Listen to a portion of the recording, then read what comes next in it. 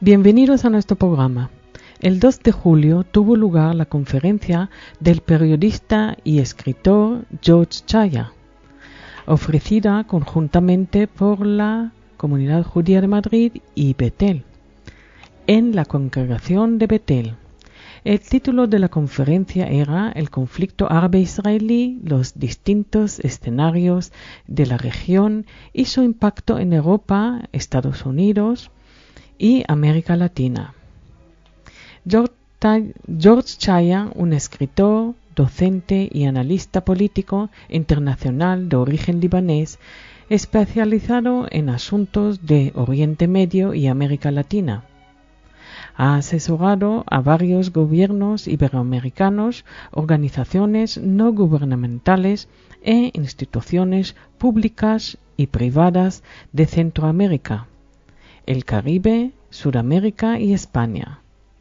Se desempeña como experto para Safe Democracy Foundation en Madrid y como asesor académico del Grupo de Estudios Estratégicos en Madrid, España. A continuación les ofrecemos la conferencia. Me gustaría dar comienzo a la charla que, como hemos estado hablando con George, va a ser algo como una conversación, ¿no? Vas a conversar, charlar con todos nosotros. Primeramente agradeciéndote profundamente el hecho de que estés con nosotros.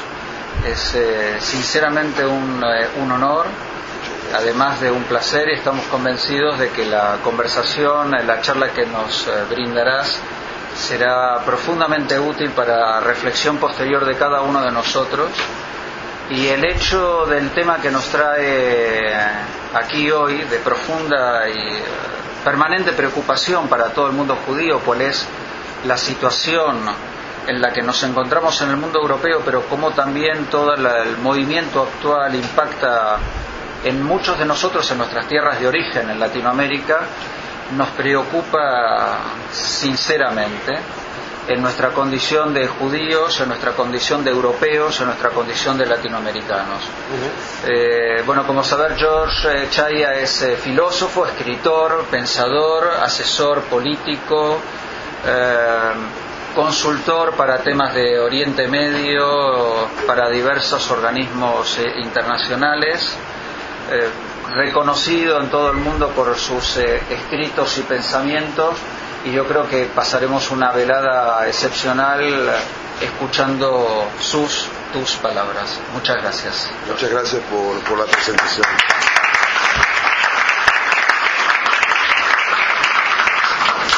Muchas gracias por la presentación, muy generosa.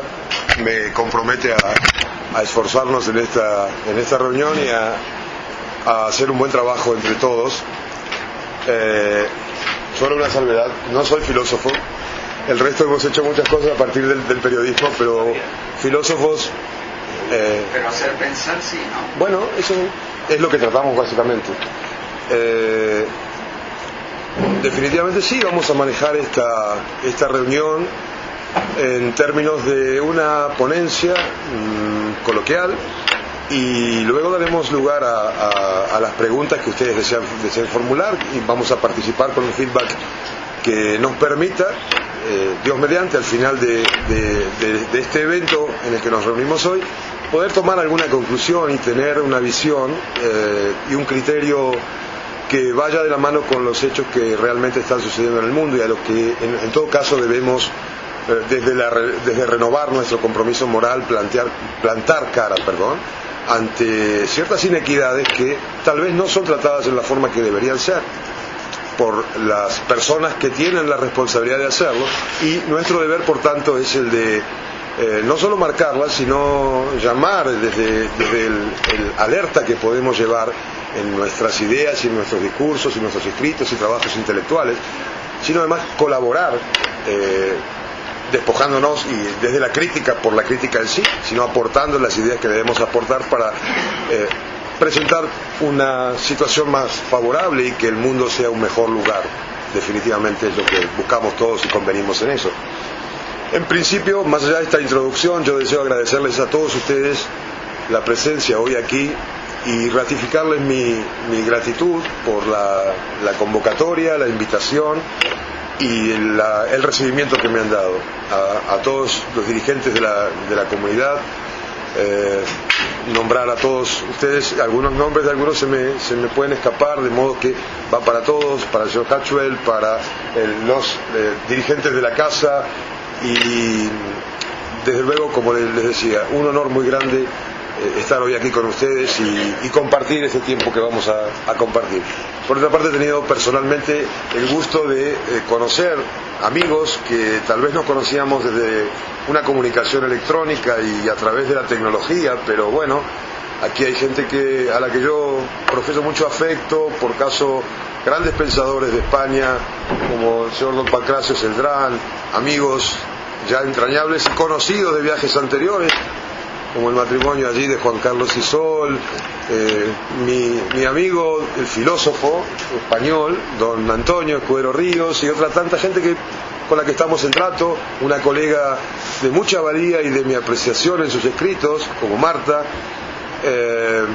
y mi compañera Gabriela, que está aquí, una persona que tiene una experiencia importante desde el punto de vista de la migración de su país, Venezuela, algo que vamos a tocar hoy en los temas que nos son de interés, porque Venezuela juega un rol muy importante en un reverdecer de conductas antisemitas en el continente latinoamericano. Ya vamos a ir sobre eso, pero bueno, dicho lo que quería en el sentido del agradecimiento y de mi gratitud y honor de estar hoy aquí, vamos a ir al trabajo. Se supone que somos quienes otorgamos el divertimento, entonces vamos a ir a él.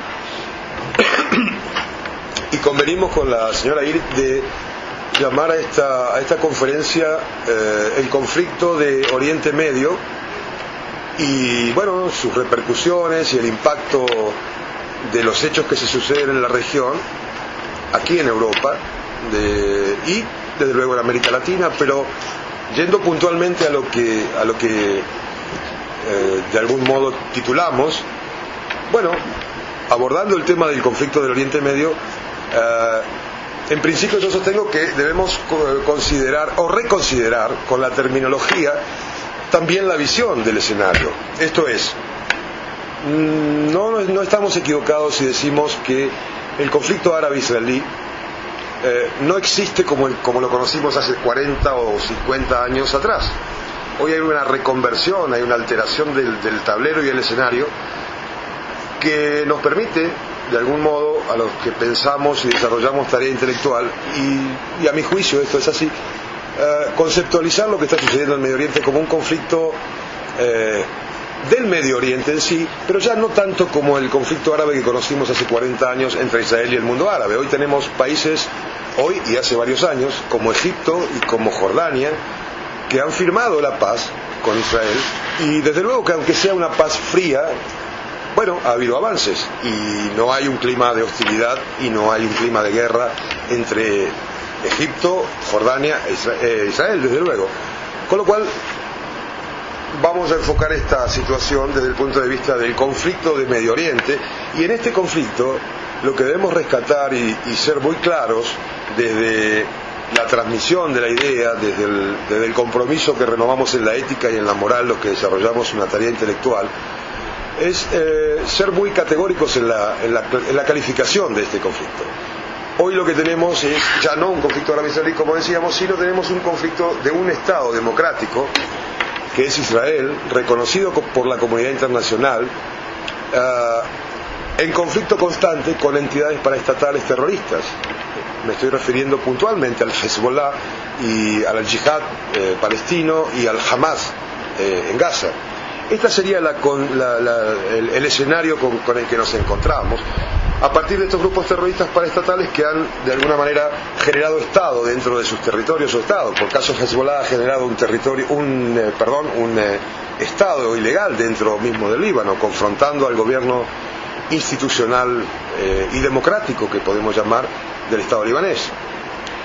Jamás todos sabemos cuál ha sido su accionar en Gaza al derrocar a la Autoridad Nacional Palestina en la persona del presidente Abbas, y lo que ha sucedido después del retiro israelí del año 2005 a la fecha, nos ha brindado un panorama más que claro de lo que simboliza y representa el Hamas como otro grupo terrorista, satélites todos, los tres que he mencionado, por caso Hezbollah en Líbano, Hamas en Gaza y el Yihad Islámico Palestino operando también en territorio en Ramallah, no solamente en Gaza.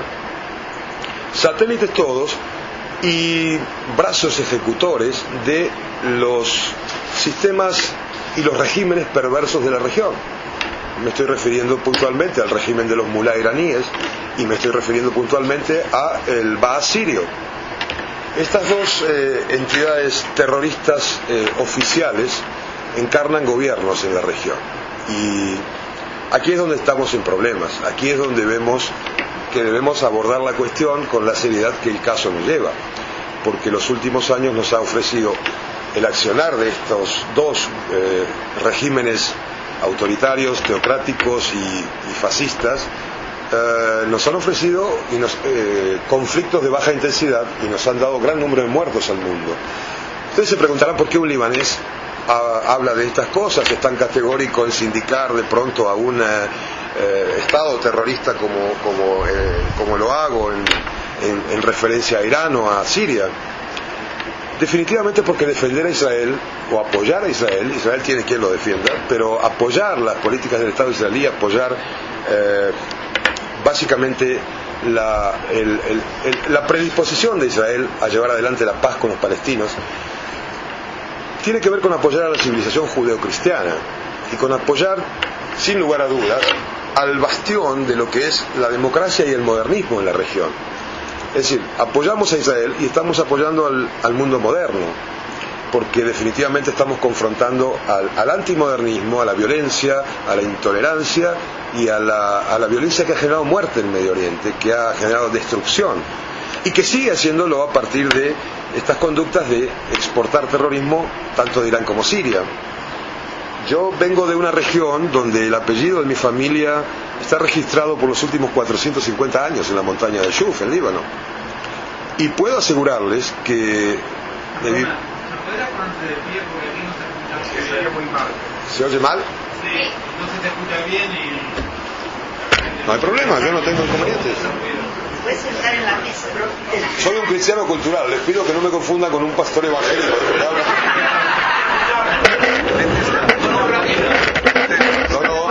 No, soy respetuoso de eso. Es que tengo más pudores de quitarlo porque tengo mucho calor pero ya lo vamos a quitar, estoy cómodo. No, está bien. Ahora vamos a ver si se oye mejor. Traigo un resfriado de aeropuertos, de aire acondicionado, que no es el porcino de Estados Unidos. Quédese tranquilo que es el creo que no. ¿Perdón? No leemos verdad. Ah, bueno. ¿Perdón? ¿Aquí quieres? Con gusto, claro que sí, cómo no. Ustedes saben de mí, es mi costado docente, me gusta mucho. ¿Soporta eso? Hay buenos desayunos en los últimos días. ¿Ahora se escucha mejor? Sí. Fantástico. Bueno, ¿dónde estábamos? Déjame coordinar. Sí, les estaba comentando de dónde venimos. Y decía esto en relación a que somos muchos los libaneses expatriados que llevamos las posiciones que ustedes van a oír o han oído o han leído de mis trabajos, que afortunadamente hemos tenido además un mensaje importante de la última elección libanesa hace 2 semanas atrás, un mensaje que debería, a veces yo patino mi español, debería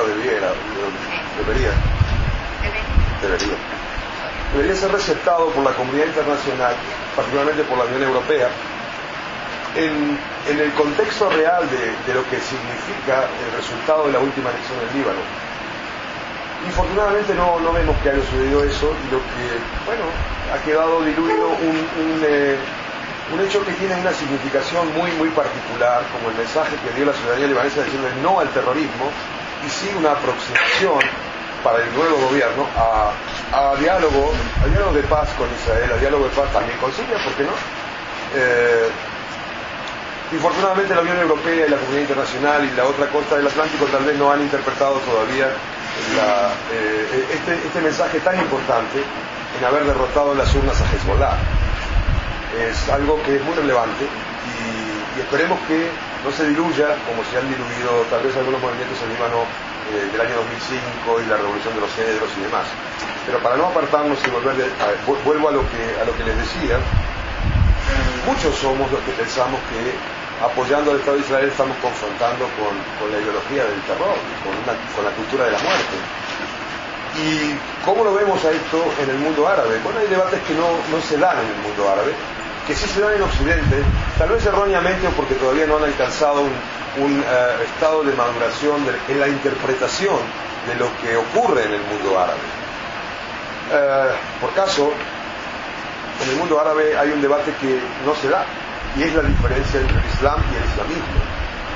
Eso está muy mixturado y muy confrontado y tal vez muy mal abordado en Occidente, ya por los medios de prensa o por algunos grupos tremendamente antisemitas que se dicen antisionistas y demás, pero no eso es una sola cobertura para su expresión de odio sobre el diferente, sobre el Estado de Israel. De hecho, esto ocurre muy a menudo y está creciendo en Estados Unidos, no solo en América Latina. España también ha sido un referente en cuestiones antisemitas, infortunadamente. Pero más allá de esto, lo que está sucediendo es un tiempo en el que estamos transitando, que nos está llevando a los que queremos verlo, a un curso de colisión casi seguro. Estamos marchando mal, hay cosas que Occidente no está manejando bien en cuanto a lo que sucede en la región. No se puede permitir que crezca o que avance, mejor dicho, el expediente nuclear iraní. No se puede seriamente permitir ciertas cosas que están incentivando el odio. No podemos permitirnos tener diálogos con personas que no presentan equivalencia ni en el respeto por la vida humana ni en el respeto por el diferente. Estamos equivocados y si creemos en eso, caemos en un relativismo que definitivamente nos va a llevar por mal camino a quienes nos consideramos de alguna manera los hijos de la Ilustración y el occidente judeocristiano. ¿Qué pasa? La influencia de esto está dada en intereses importantes en los medios de prensa.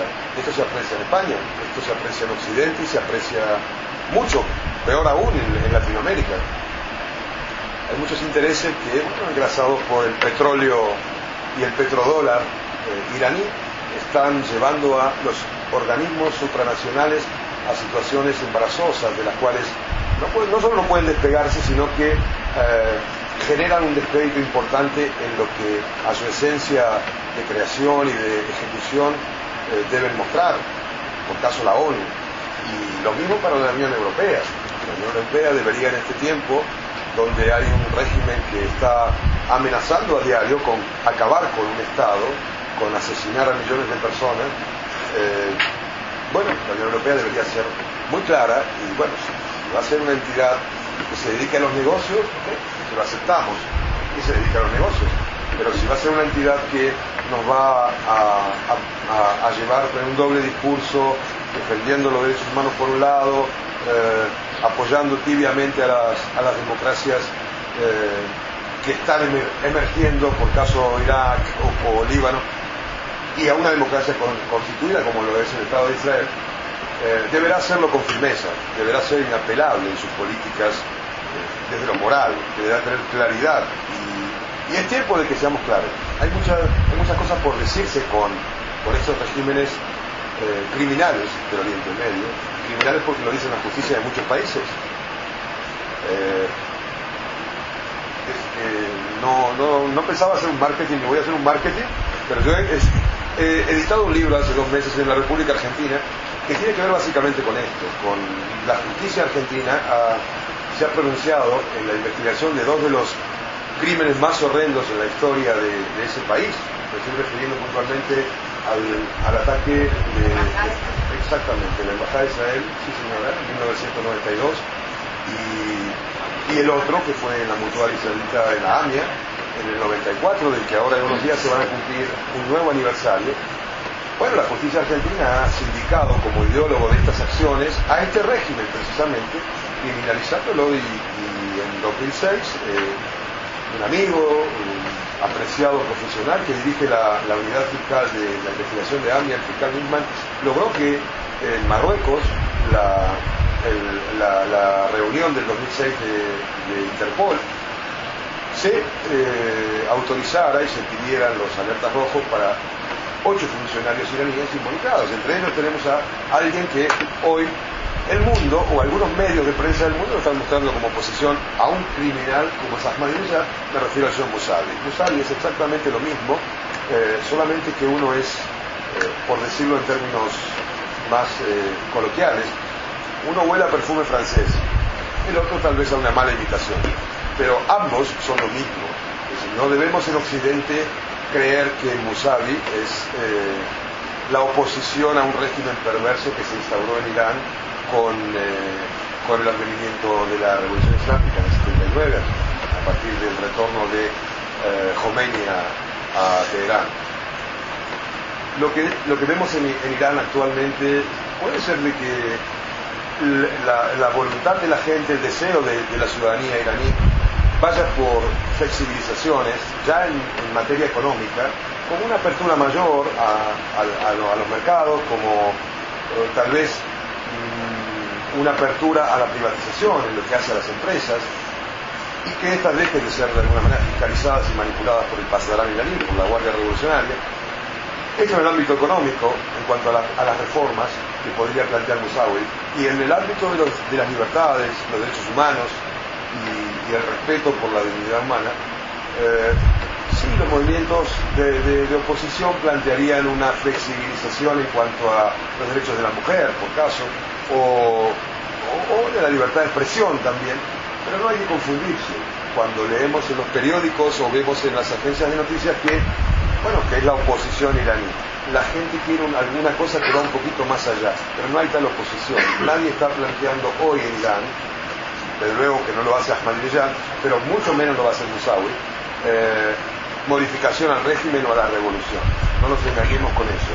Es un poco más de lo mismo, con alguna flexibilización en lo económico y alguna suerte de apertura en lo concerniente a los derechos de las personas, ya desde la prensa o de los derechos humanos y las personas. De modo tal que no es halagüeño ni positivo el escenario que se presenta en Irán hoy.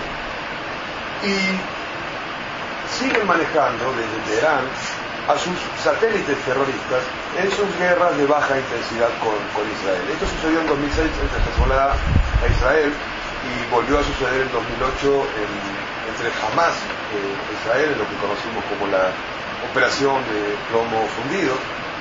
¿Y qué vimos allí en estas dos cosas? Voy directo al tema que tal vez nos interese mucho, que tiene que ver con lo que me gusta denominar neoantisemitismo. Creo que el antisemitismo es una endemia arraigada en muchos países europeos y en no pocos latinoamericanos.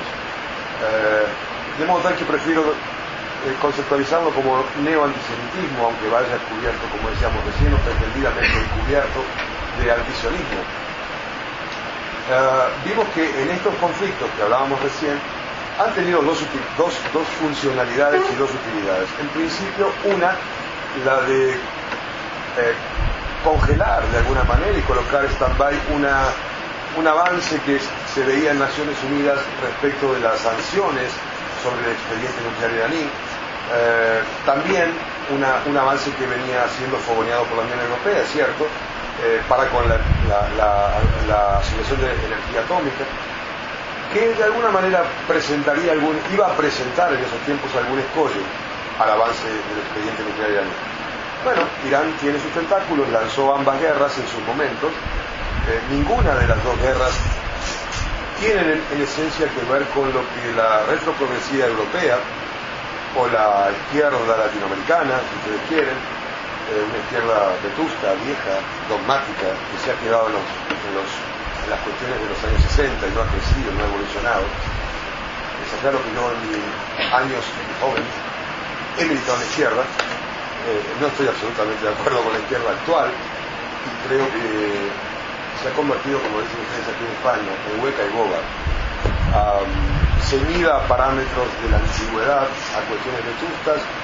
El ejemplo típico en Latinoamérica, hoy hablábamos en una entrevista radial respecto a la gestión y a la incidencia más que la gestión, porque creo que ni de la negatividad Chávez puede gestionar algo, pero la incidencia de Chávez en el continente, en este reverdecer de un sentimiento antisemita que seguramente les preocupa a ustedes y nos debe preocupar a todos, ha sido determinante y ha sido importante y ha sido agudo y firme y se ha extendido por el continente, con las diferencias lógicas entre los gobiernos y la idiosincrasia de cada pueblo, pero no tengan ustedes ninguna duda que en el tema latinoamericano los esfuerzos de Chávez por combatir con sus posiciones y sus ideas, no solo el Estado de Israel, sino sus propias comunidades locales, ha ganado espacio, ha avanzado y desde luego que ha encendido o ha disparado, mejor dicho, el mismo sentimiento en países como Bolivia, como Ecuador, como Nicaragua y también, infortunadamente, en Argentina. Yo creo que hay argentinos acá y debo decirlo porque esto ha ocurrido en la mayoría de los gobiernos peronistas argentinos. Subyace una historia poco afortunada en el tema del antisemitismo y se ha exacerbado en los últimos tiempos al punto de que ha habido ataques contra empresarios importantes de la comunidad judía e instituciones importantes de la comunidad judía, al punto de nunca haber visto, por caso, grupos islamofascistas de una extrema izquierda ácida, atacaron a familias de la comunidad judía cuando festejaban el Día de Israel en la Avenida de Mayo, un sitio emblemático de la Argentina, y de esto hace un mes atrás. Todo esto tiene que ver con el avance del islamismo y el yihadismo radical militante que ve al Estado de Israel como la entidad a eliminar. Y nos podemos preguntar por qué ese odio ancestral, por qué esa cuestión tan ciega en demonizar al Estado de Israel. Sencillamente porque el Estado de Israel en el Medio Oriente, y esto dicho como libanés, está visto por estas entidades terroristas, estos regímenes violentos, como la representación más pura del modernismo en la región. Y así se constituyen en el enemigo elegido por regímenes islamistas, porque entienden al sionismo tal vez como la ideología que ha dado lugar a la creación del Estado moderno, en una zona donde, como en 1927, por caso, el tío del expresidente Arafat, el muftí de Jerusalén, se indicó al territorio palestino como un waqf. Waqf en árabe significa un don, y un waqf islamilla es un don sagrado del Islam. Entonces, si alguno de ustedes recuerda o ha incursionado en la historia, en el año 1927 una comisión auspiciada por Gran Bretaña que se llamó Comisión Pearl, llevaba el nombre de quien había generado un bosquejo, un borrador, como se dice a veces en español, para llevar adelante la partición de la antigua Palestina. Hablo de 1927, estamos en unos 21 años antes de la creación del Estado de Israel. En ese momento el muftí de Jerusalén se negó a esa mera posibilidad de dialogarlo 20 años antes, por el hecho de que la tierra palestina es considerada un waqf islamillo, un don sagrado, entendido en la concepción más ácida de la militancia islamista. Esto hoy está traspolado en el capítulo 5 del Acta de Constitución del Hamas. De allí que el panorama no es halagüeño, pero previo a esto, en el año 1947, cuando se crea el Estado de Israel, vuelve a generar Naciones Unidas una proposición sobre el mismo tratado, sobre el mismo proyecto PER, de la Comisión PER británica, y la respuesta del muftí de Jerusalén fue la misma. Fíjense ustedes la diferencia desde los orígenes en cuanto a la diligencia política, al pragmatismo y a la practicidad del momento. En ese momento Ben Gurión también sabía que la ley judía vamos a decir la verdad, la ley judía también impide, y aquí hay religiosos, impide la cesión de un palmo de tierra a los judíos. En ese momento confrontó Ben Gurión a la ley religiosa judía, diciendo que lo que contaba era el pueblo y la necesidad de su pueblo era de un Estado. Aquí estamos hablando de mentalidades, de apertura, de criterios. Ese criterio manifestado en su momento por el Muftí de Jerusalén es el que sigue en vigencia actualmente en el Hamas, es el que sigue en vigencia en cualquiera de las manifestaciones de estos grupos terroristas regionales, imbuidos de odio, de ideología fascista y de, por sobre todas las cosas, un profundo rechazo a la existencia del Estado de Israel. Lo que nosotros debemos llevar en nuestra palabra y en nuestras posiciones es la defensa cerrada de todo lo contrario a lo que esta gente está proponiendo, porque vamos a estar defendiendo definitivamente a la civilización y a la modernidad. Para culminar, para ir cerrando y dejar abierta la oportunidad que intercambiemos feedback y preguntas y respuestas. El curso actual de los hechos no hace que en el Medio Oriente se esperen buenos acontecimientos. Por el contrario, debemos estar, sin ser pesimistas, debemos estar preparados para un tiempo turbulento en los próximos, diría, mediano plazo a corto plazo, en el próximo año. Evidentemente va a haber desenlaces en cuanto a acciones que tienen que ver con básicamente el expediente nuclear iraní. Y en este caso debemos estar muy expectantes, los que somos judíos o no judíos, porque no se trata de ser agorero y de manifestar o ofrecer un panorama negativo, pero sí va a tener una repercusión todos los hechos que se produzcan en el Medio Oriente de forma inusitada fuera de la región.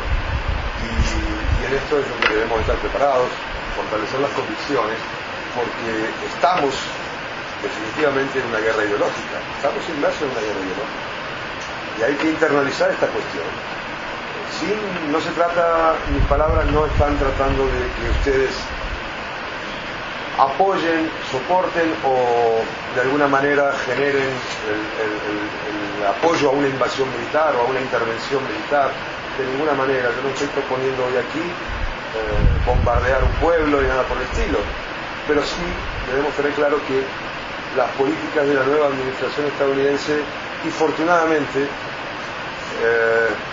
a mi juicio, pueden llegar a correr la misma suerte que la que han corrido los anteriores colegas del presidente Obama en la región. Hemos visto que, más allá de que los últimos 7 presidentes americanos han manifestado muy buena voluntad para con la región, muy buena voluntad para con la creación de un Estado palestino, muy buena voluntad para resolver conflictos étnicos y raciales que se manifiestan entre la Sunna y la Shia, han naufragado, casi todos. Con lo cual hay que ser expectantes, hay que ser cautos en la evaluación de lo que venga en la nueva administración del presidente Obama. Tenemos que estar expectantes, pero también desear que tenga suerte, desde luego.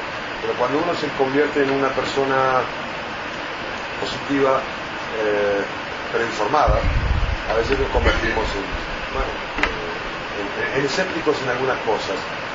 Y hay que decirlo, con prescindencia, no soy, así como les dije que cuando joven he militado en la izquierda, no he tenido mucho que ver con los neocon de la administración Bush, he criticado muchas de sus políticas, pero creo que en el corto tiempo desde el arribo de esta administración han cometido 2 errores de apreciación groseros. El último infortunado, el del discurso del Cairo, y el de cruzar alguna posición que no era necesario con la Cancillería, con la nueva Cancillería israelí, por otra parte. Con lo cual no hay que esperar muchos, o al menos no albergar expectativas grandes de lo que sea la intervención y el soporte de las políticas estadounidenses en la región, para que la frustración tampoco sea grande. Dejémoslo trabajar a Obama, esperemos que le vaya bien, mantengamos cierto cautela y reserva en el tema de los resultados, pero independientemente de los resultados o no, Estoy convencido que hay, como les decía al inicio de la charla, un curso de colisión que es casi inevitable, porque es inevitable tanto como la intransigencia que muestra el régimen de Irán en cuanto a esta cuestión. Y yo creo que Occidente ya va viendo ciertas conductas que se reiteran y se manifiestan de un régimen que no solo ha pasado de ser controversial a ser perverso en manifiestos y sus acciones, sino que va por un objetivo. Y miren, en árabe hay una palabra que está en el Corán, que es muy utilizada, y yo recuerdo que se utilizaba mucho por parte de la prensa luego de los acuerdos de Oslo, y se llama hudna, que es tregua, o es diferente la concepción que pueda tener aquí en Occidente de esa tregua. Pero también hay otra que se llama, en el árabe sería taquilla. El taquilla es una palabra que está aceptada y recetada por el Corán, y permite, de alguna manera, es un atenuante para aquel fiel islámico que desee ocultar ante un peligro inminente su condición de musulmán. Entonces, sería algo así como los elementos de atenuación de un delito en el código penal de cualquier legislación. El taquilla permite mentir, quiere decir que está autorizada la mentira.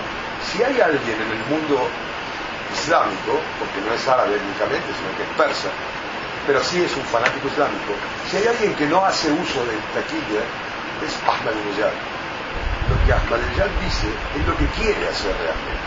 No miente Ahmadinejad cuando dice que quiere eliminar el Estado de Israel, y que si para eso deben morir algunos cuantos millones de islámicos, no cuenta.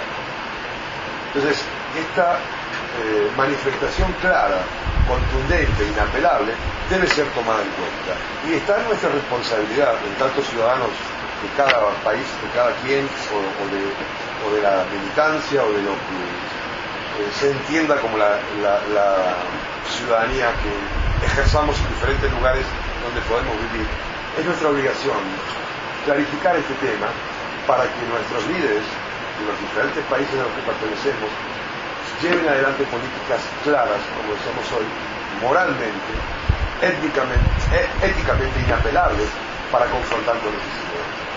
Porque si no, es altamente probable que una mañana nos despertemos con un chispazo nervioso nuclear que ninguno deseamos. Y esto puede ocurrir. Y cuando esto ocurra, definitivamente habrá que rever una serie de cuestiones que tienen que ver con, ya no solamente con los tratados antiproliferación nuclear del siglo XX, que ya es pasado, sino que vamos a estar de cara a un conflicto y una confrontación nuclear a los ingresos del siglo XXI, en el que, desde luego, los costos en vidas humanas serían tremendos. Yo con esto quiero cerrar. Si algo se haya pasado y alguna inquietud tengan ustedes sobre los temas a preguntar, con gusto yo voy a responder las preguntas de ustedes. Y una vez más le agradezco que estén aquí y ha sido un gusto para mí charlar de estas cuestiones con ustedes.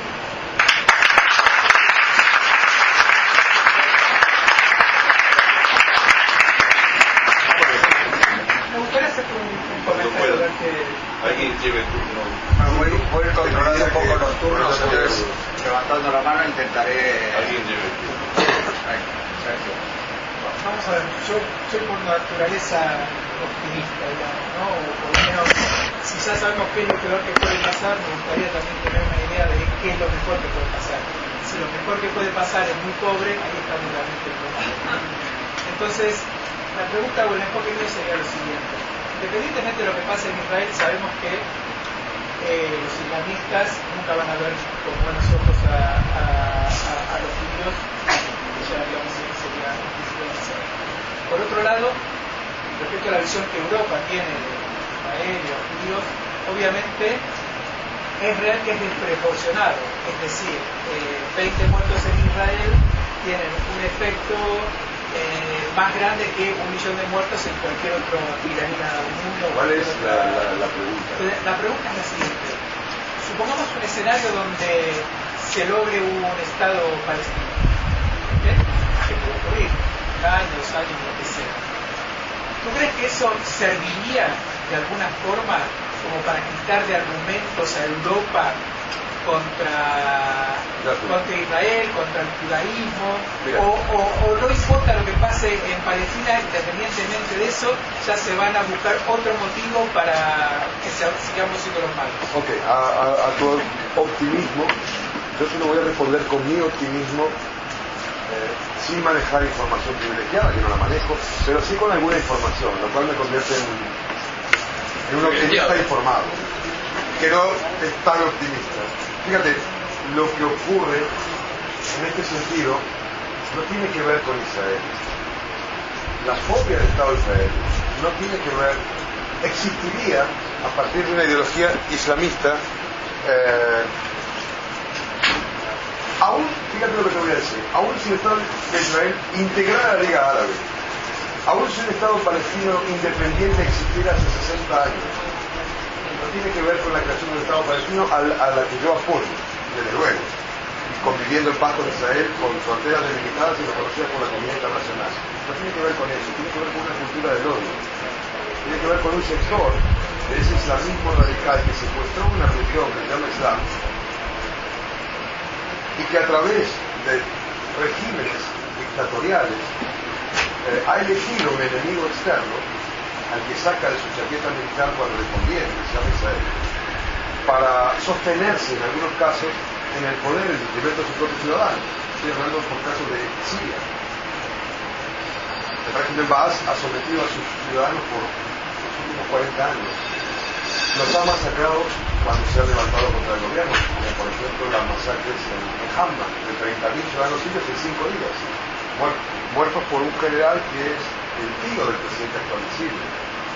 De modo tal que todo esto existiría, esta fobia a Israel, existiría porque Europa manifiesta muy a menudo contra el Estado de Israel una conducta psicoculposa, de no haber asumido responsabilidades en su tiempo cuando la Shoah ocurrió, de sentirse también en una posición psicoculposa, vuelvo a reiterar, con determinados sectores palestinos por la partición de Naciones Unidas.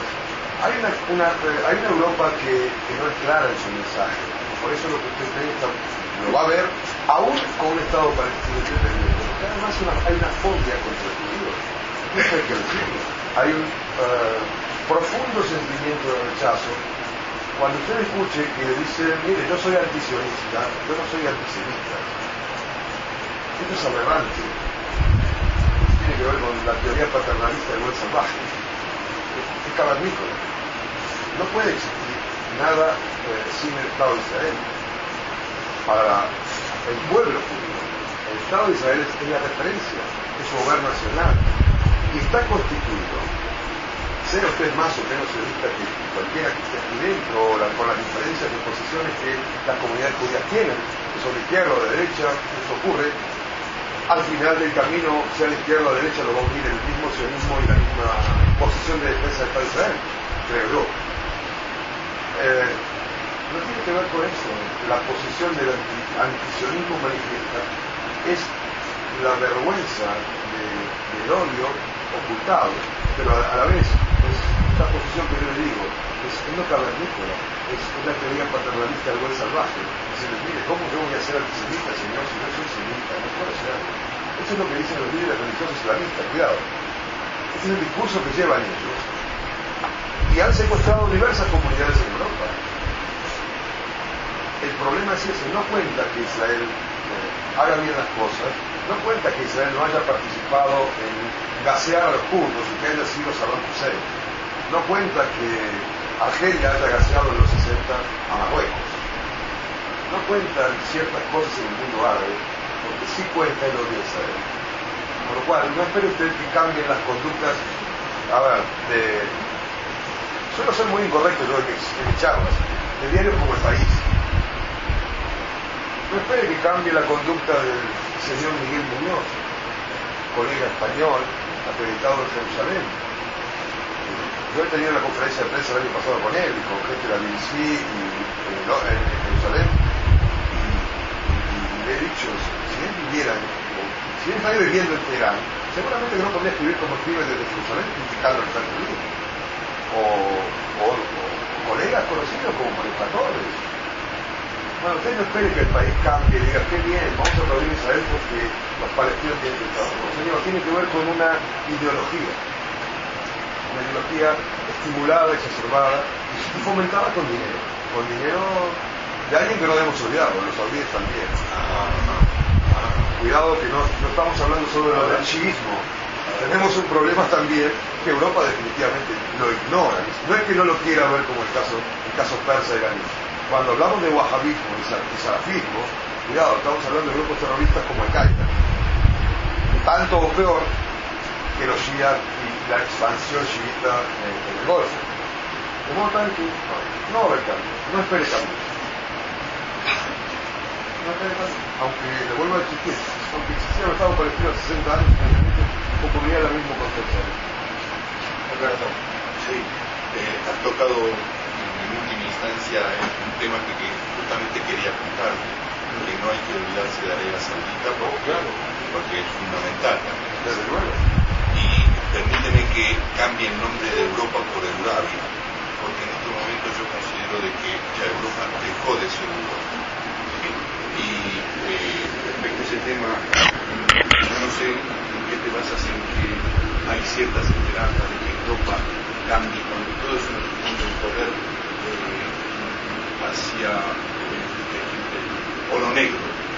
Bueno, pero hay un liderazgo de mercados y el que está sujeto a todos estos regímenes para incluso los europeos, todos los gobiernos europeos, Francia sobre todo, Alemania, no digamos ya todo lo que actuaron en Irak, que fueron los últimos que salieron cuando fue la última guerra, por los contratos que tenían con el mismo Irak y que estaban prohibidos por la misma ONU. O sea, yo estoy convencido de algo, mire, el islamismo no va a ganar. Perdón. El islamismo, el islamista radical, no va a ganar esta confrontación. Esto es temporal, esto es pasajero. Pero, ¿cuándo va a suceder revertir esta situación? En principio es fundamental que Europa se despierte. Hay cancillerías europeas que, hay que decirlo, están trabajando bien. Por caso Francia, por caso la cancillería de la señora Merkel. Están trabajando bien en este sentido. Ahora, vamos, que hay otras que trabajan en nuestra civilización. Yo ya tengo comentarios sobre eso. Y me parece impresentable. Y me parece que las civilizaciones no se alían, las civilizaciones se respetan. ¿Entiendes? Y están en posición de igualdad. De modo tal que debe haber reciprocidad en el respeto. Esto es una cuestión elemental de convivencia humana. Y si aquí vienen, vamos a decirlo por nombre, si aquí viene una institución soportada por dineros árabes y en España tiene el camino allanado para generar y edificar una mezquita, bueno, yo me gustaría que el señor Moratinos pavimente el camino a que una institución española vaya y edifique una iglesia en Arabia Saudita. Vamos a ver cuál es la reciprocidad. No digamos una sinagoga, que eso sería ya un crimen de esa. No, la locura islamista ya eliminó cualquier edificio judío, no pensaba. Pero hay otra pregunta, una llamada que quería hacerte y que a lo mejor tú tienes alguna respuesta. ¿Por qué todos los países europeos, americanos, han retirado sus embajadores de Honduras con respecto a lo que pasó en esta crisis? Bueno, esto tiene que ver con una cuestión de exceso de celo en la defensa de las democracias o de los sistemas constituidos. A ver, este buen señor Slater es amigo de Chávez.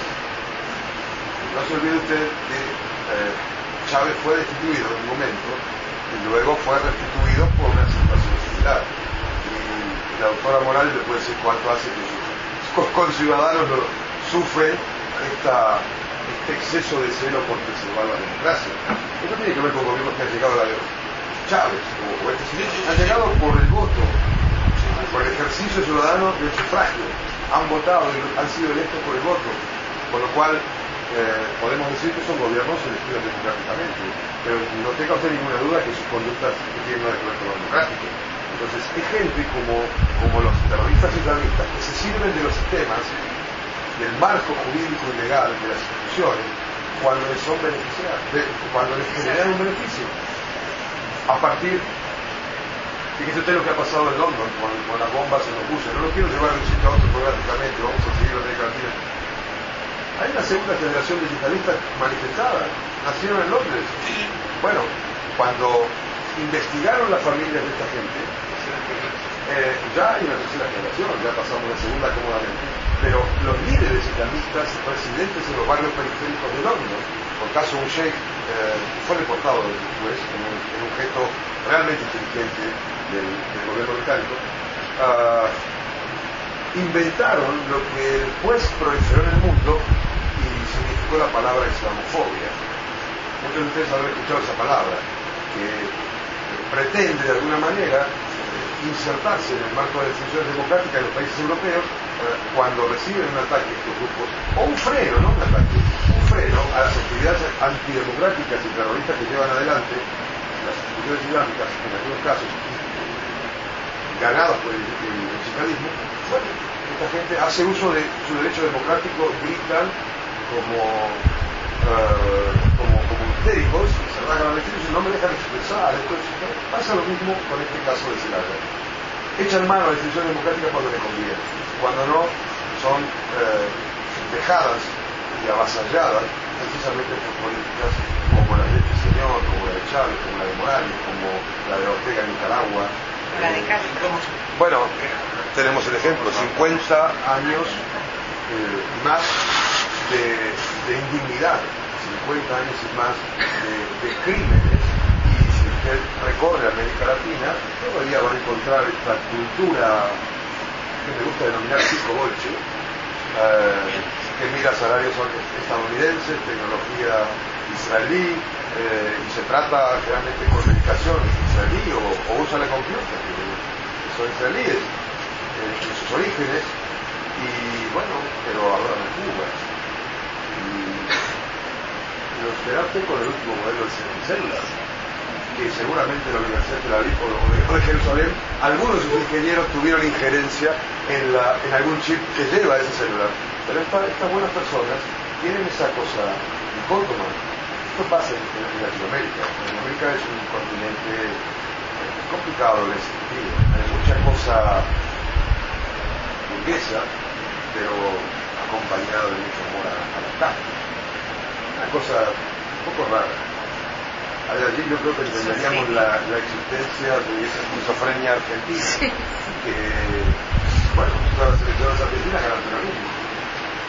Está en la derecha, está en la izquierda y siempre ganan. Pues hay una cosa muy esquizofrénica en América Latina, y esto es una manifestación de eso. David, yo te quería agradecer, George, porque la verdad que es la primera vez que te escucho.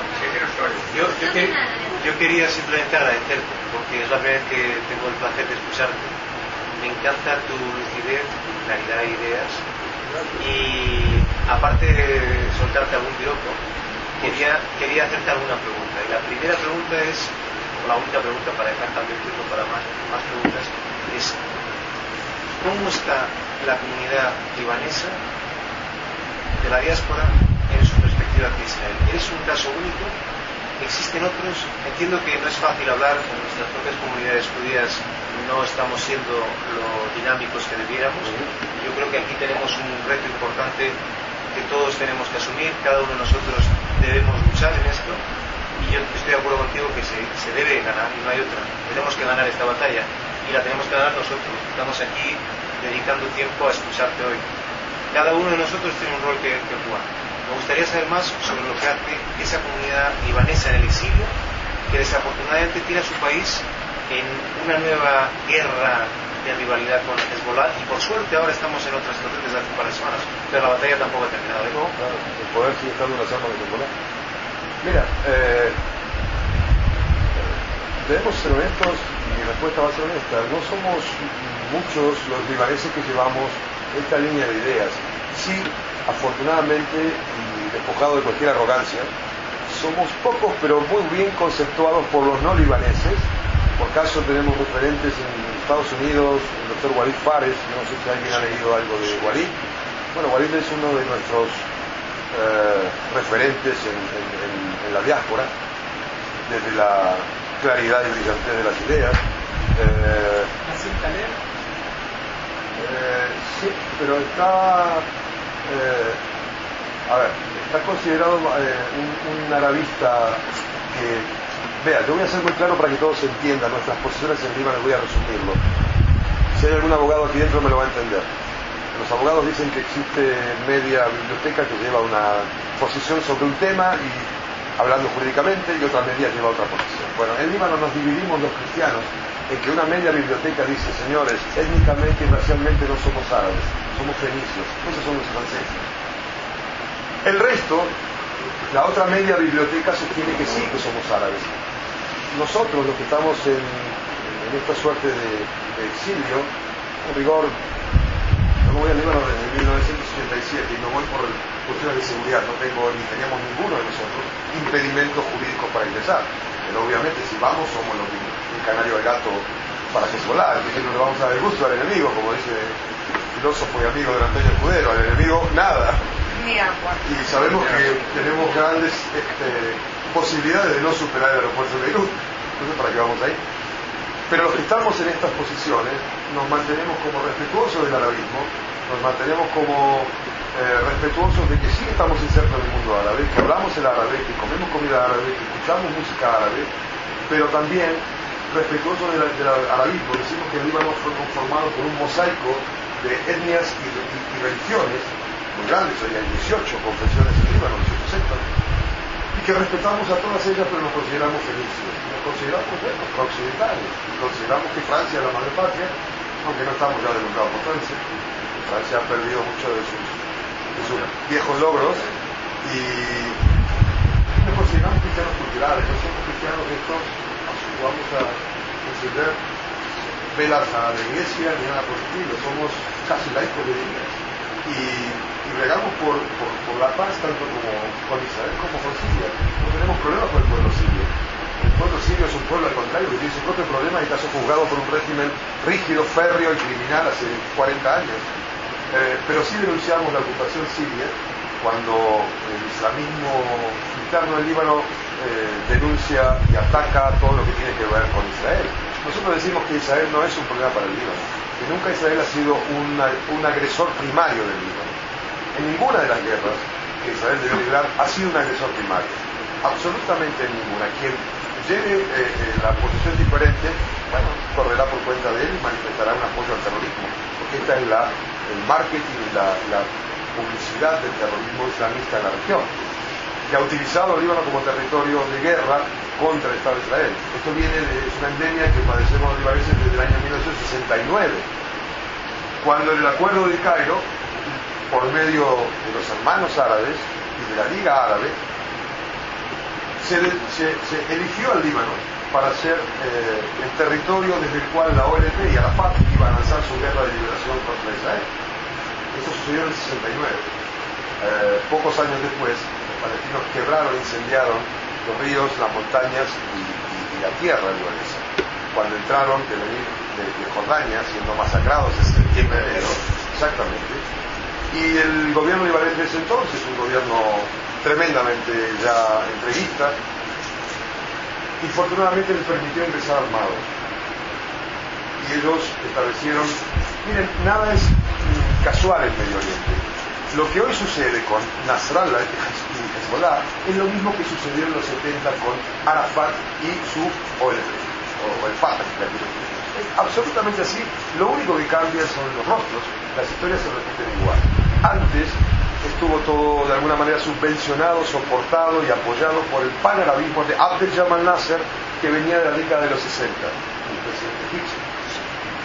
Hoy viene de la mano del avance del islamismo chiita, yihadista, el más rancio de ellos, que tiene que ver con la revolución islámica establecida por Khomeini. De modo que las historias son similares, lo que cambian son los actores, pero la esencia del problema en Líbano siempre existió. Y bueno, los que dijimos esto en algún momento en Líbano, pasamos a ser, se imaginarán los rótulos, sionistas, pro-israelíes, agentes imperialistas, toda esta cosa que hoy la escuchan de Nasrallah, antes la escuchábamos de los palestinos y de esta gente que levantaba los estandartes del panarabismo.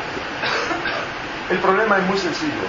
Hay una ideología que encarna en el terror, que estimula la muerte, la división, lo sectario, y con todas estas posiciones han sumido a sus pueblos en la postergación, en la antimodernidad, cuando en realidad debemos decir la verdad. Esto es lo que nos planteamos los que estamos en la diáspora. Hoy, si hablamos por caso del Líbano, también de muchos países de la región, no hay nada por resistir. Hoy hay que resistir en el Líbano a la postergación, a la mala educación, a la carencia de educación y seguridad. Hay que resistir a estos que han grabado en el cerebro y en las venas de muchas generaciones de árabes esta cultura del odio y del rechazo a lo diferente, a nosotros cristianos, a ustedes judíos del Estado de Israel. Bueno, no son el mismo enemigo, no son la confrontación que nos han planteado años atrás desde su concepción del odio. Esto es lo que nos une. Entonces, hay muchos libaneses que en la diáspora llevan estas palabras. Hay mujeres valientes en nuestra comunidad como Brigitte Cable. Brigitte es una mujer, ¿la conoces? Sí, he visto el discurso de internet. Bueno, Brigitte es una colega, compañera de camino que tiene mucho cerebro. No quiero ser grosero porque aquí en España dicen que tiene muchos de lo otro. Eso, es una mujer muy clara, es una mujer brillante y con una experiencia más allá, todos los que estamos en estas posiciones, más allá que nos formamos, cada quien en su profesión y su carrera, académicamente y necesariamente, tenemos un bagaje de experiencia personal en el campo, en el escenario. Hemos vivido en Líbano y bueno, Brigitte ha vivido una experiencia muy fuerte. Ella fue herida por los palestinos, su madre, y fue recogida por el ejército israelí cuando Sharon entró en el 82 hasta Beirut y transportada a un hospital en Israel. Eso generó en ella porque viene de una familia cristiana, pero bueno, difícilmente fuera del ámbito familiar. Cuando chicos, cuando éramos niños en el colegio, difícilmente alguien nos decía que vayas y abraces a un judío que es tu hermano, por más que era cristiano. Esto tenía que ver con el ámbito familiar, la educación de la convivencia, bueno, y no todas las familias tienen interés. Hay que educar de esa manera, por lo cual nosotros estamos felices de haber tenido nuestros ancestros y nuestras familias que nos han educado en la convivencia, en el respeto por el diferente, y desde luego cada quien después lo fue incentivando, lo fue estimulando con sus estudios, con sus actividades intelectuales, periodísticas, o lo que haya decidido tomar para continuar con su tarea y su profesión. Sí, muchos acarreamos una experiencia personal que ayuda, pero somos lo suficiente como para que se sepa en el mundo que los fenicios fueron una civilización que dio lugar al Líbano, al arameo antiguo, a muchas cosas que tuvieron que ver con la cultura y que definitivamente bregamos para que eso vuelva en convivencia, en paz y proyectando el modernismo al que el Líbano tiene que llegar. No podemos quedarnos en esta cosa de la historia, de las guerras, y de hecho, bueno, el doctor Fares ha tenido mucha injerencia, por ejemplo, en la resolución 1959. Él ha hecho el borrador que después votó por 15-0 el Consejo de Seguridad en la ONU. A través de esa resolución logramos de alguna manera quitar la ocupación siria militarmente hablando. Claro que no quitamos el Mujamarat y el servicio de inteligencia y todo lo que infiltraron la institución libanesa, pero sí se avanzó, se quitó por lo menos a Siria y a sus tanques. Se conformó un tribunal internacional que está investigando la muerte del ex primer ministro Hariri, asesinado en 2005. Hay cosas, pero a veces el mundo árabe nos hace ver que en algunas cosas Marx tenía razón. Son dos pasos para atrás y uno para adelante, ¿no? La teoría marxista de cómo se avanza. Bueno, el Medio Oriente es un espejo que a veces refleja las imágenes tanto como son y a veces más crueles de lo que son. Pero es un escenario con el que convivimos y en el que indefectiblemente los sucesos que allí se llevan adelante, que se generan y que ocurren, impactan de forma inapelable, tanto en Europa como del otro lado del Atlántico, como ni hablar ya de lo que es América Latina. Gustavo. Sí, voy a hacer una pregunta que se la hice a un funcionario de la agencia judía argentina. A ver. ¿No es para nosotros también un problema muy grande que tienen mejor aparato de propaganda los antisemitas que los judíos? Desde la época de Goebbels, por ejemplo. Yo te voy a responder con una pregunta que yo hice en la Cancillería israelí en mi último viaje en noviembre, que fui invitado por el gobierno israelí, y estuvimos en varios lugares, en la Cancillería, en la Knesset, charlando con diputados. En la Cancillería tuvimos un diálogo interesante con un funcionario muy importante de prensa. Yo le hice la pregunta, ¿qué caso usted me hace? Y él me dijo, y yo lo entendí, que es una necesidad del Estado de Israel invertir, tal vez, le voy a decir hipotéticamente, unos $10 millones en un tanque y no $1 millón en publicidad. ¿Por qué? Porque Israel no produce petróleo, y por más que Israel ponga 3 millones en publicidad, en marketing, seguramente cualquier paisito del Golfo, en la producción de un día iba a triplicar lo que ellos ponían en esto, de modo tal que no daban relevancia a las publicidades de los actos y de las políticas. Yo no sé si es bueno la respuesta, yo se la transmito porque un poco usted apunta a eso. No sé si esto es bueno o es malo, pero forma parte de una política de Estado y hay que respetarla.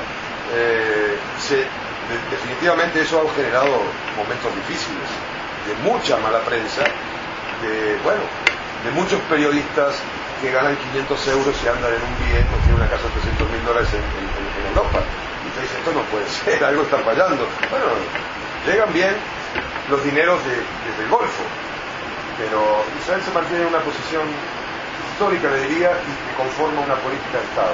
No le interesa.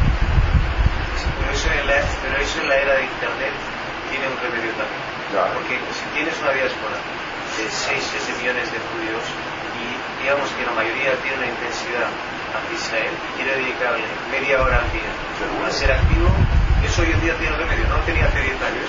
Es una cuestión de lo intensos que nos podemos sentir. Bueno, un poco y no es una cuestión de 10 millones de euros de Israel o no, que deberían gastarse de otra forma, pero yo creo que cada uno de nosotros tiene 20 minutos al día. Eso es como lo que quisiera hacer gimnasio 20 minutos al día. Pues esto es lo mismo.